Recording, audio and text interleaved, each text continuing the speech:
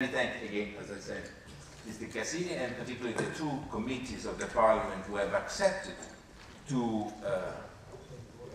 guest us here in the Parliament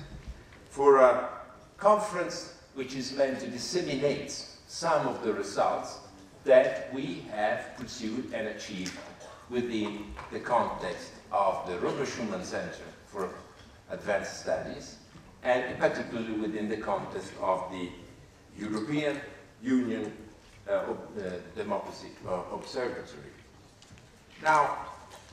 actually, it is the first time we do this meeting of the Parliament, although it's not the first time that EUDO people come to the Parliament for hearings. And I would like, perhaps, to exploit a bit of my time to introduce to you to the broader context within which EUDO, on which Alexander Klexel and the other member of this observatory will say something more in a moment, the broader context within which EUDO is located, which is the Robert Schuman Center. One of the reasons why we are here is that the Robert Schuman Center is a research center at the European University Institute, and I will not say much about the European University Institute, assuming that this is the only European universities in Europe, and I assume that most people know something at least about that. But within that university, we have a center named after one of the founding fathers, whose deliberate and specific goal is to do research on European integration, applied and policy-relevant research, in constant dialogue with the world of practice.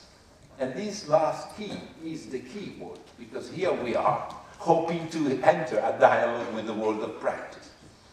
And the Robert Schuman Center has been dealing with many, many issues, and I will not bother you making the list of the fields, but perhaps only a few.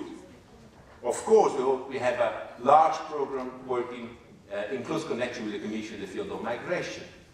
in the field of energy policy, in the field of climate policy, in the field of the external relation of the EU, in the field of monetary integration of the EU, in the field of market regulation and competition law.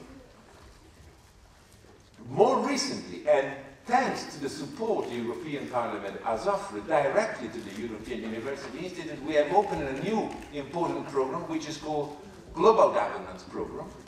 in the full conviction that the European Union has been so far too much inward-looking, perhaps for good reasons. We know that our internal problems are very big, but has in the meantime forgotten to look outside his own internal problems, while the world was rapidly changing during our half-a-century experimentation in integration. And I'm very glad, on this occasion I want to thank the European Parliament for the support he has given to us in opening the Global Governance Program, and also to confess to you something that I don't dare to confess so often, what is my dream. Everybody's allowed to have a dream, I have one. Before leaving the Robert Schuman Center, in a few years I would have liked to have founded, as a development of the Global Governance Program, founded by the European Parliament, a European School of Government in Florence, devoted to the training of officials, national as well as European officials, in issues of global governance